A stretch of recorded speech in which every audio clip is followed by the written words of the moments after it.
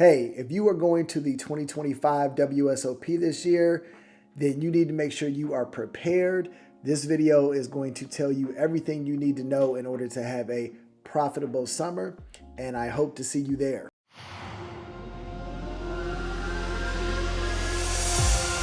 Thanks for joining the channel. I'm Two Commas.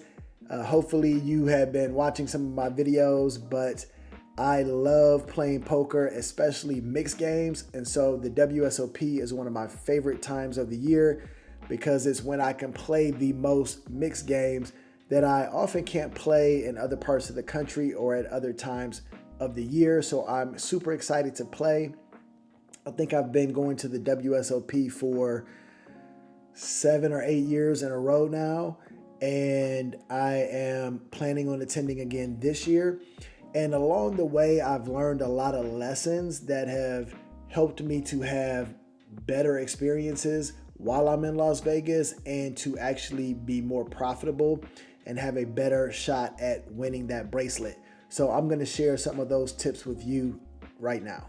So tip number one is when to arrive. Now, if you are coming from a different time zone, which many people are when they go to play at the WSOP, then you need to arrive a few days before the first tournament you plan on playing in. So I'm coming from the East Coast, and unfortunately, too many times I've arrived in Las Vegas the night before the first tournament I plan on playing in.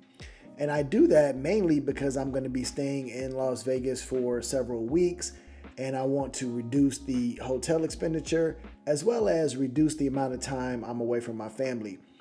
But take it from me, that is not the best course of action because your body needs time to adjust to the different time zone and the grind you are about to experience at the WSOP. So I recommend showing up at least 2 days in advance so that you can start to get your body acclimated to what you are about to experience. And that has worked out well for me. Now, one more thing, the day you arrive, I would avoid playing poker that day.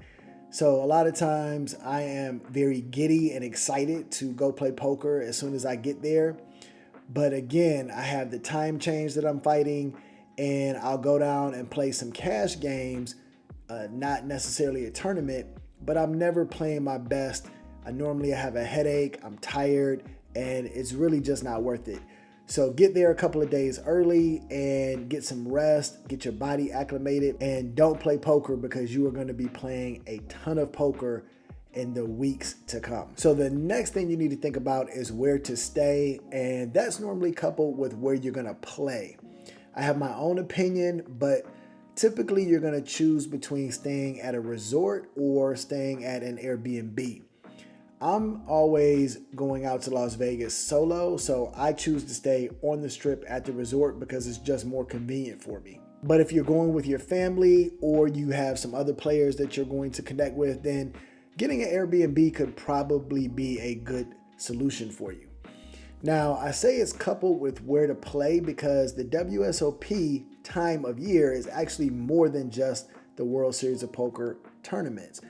There are actually several tournaments going on all over Las Vegas, and you need to be familiar with where they are and how you're going to get there. So you're going to have tournaments at the Venetian, you're going to have tournaments at Resorts World, at Aria, the Orleans, the Golden Nugget, and the Wynn. All of those places have tournaments, and I'm sure there are actually probably more. If you plan on playing mainly at the WSOP, well, that's going to be at the Horseshoe Casino, so that's at the center of the strip.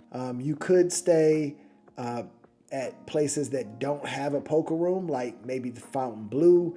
I understand that's a nice casino, but I want to be able to go downstairs and hop into some poker action without having to travel to another casino. So I tend to stay at the places I'm going to play the most. And that might be cash games as opposed to the tournaments, since the tournaments are all over the place. So for cash games, I think the Wynn and the Aria and Resorts World are going to be some of your best poker rooms. Venetian has a good poker room as well for cash games. But I play mainly mixed games, and those are going to be offered at Resorts World and the Wynn more often than not. For tournaments, it really depends on the stakes you are playing. So the higher staked tournaments are going to be at the World Series of Poker and at Aria. But you're going to have some mid-level tournaments at the Wynn, at Venetian, and potentially Resorts World. And you're going to have lower buy-in tournaments at the Golden Nugget, MGM, the Orleans. So depending on your bankroll and the buy-in of the tournaments that you're going to be playing in, you need to determine how you're going to be getting back and forth to these tournaments from casino to casino. And that can actually be a logistical nightmare. I tend to play all over the city, so I am Uber and lifting it up. And that goes to my next recommendation. How are you going to get around?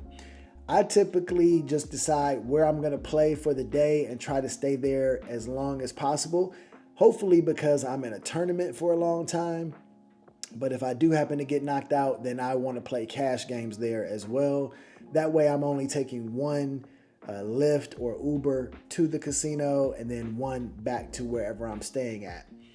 You could rent a car, but keep in mind that in Las Vegas, there are going to be parking fees for most of the casinos nowadays. You're also going to have to do gas, and you're going to have to navigate around. Now, having a car helps out if you need to go to the bank to get some more money, or if you don't necessarily want to do all of your non-poker activities on the strip and you want to get off of the strip and do a little exploring like a local would. I used to live in Las Vegas, and that's not necessarily a bad idea, but it can become pricey if you're staying on the strip and you're paying for parking. If you have an Airbnb, it's a no-brainer, rent a car. Another thing to take in mind when you're considering where you're going to play is the long lines that are often taking place when you want to get onto a cash game. It could be a long line to register for a tournament as well. They have not really embraced the technology as much as they should have. And so typically you find yourself standing in a long line in order to register for a tournament. And you're going to need cash to register for a tournament. Now, some places will take a credit card, like the WSOP takes a credit card, but most of the time you have to pay with cash.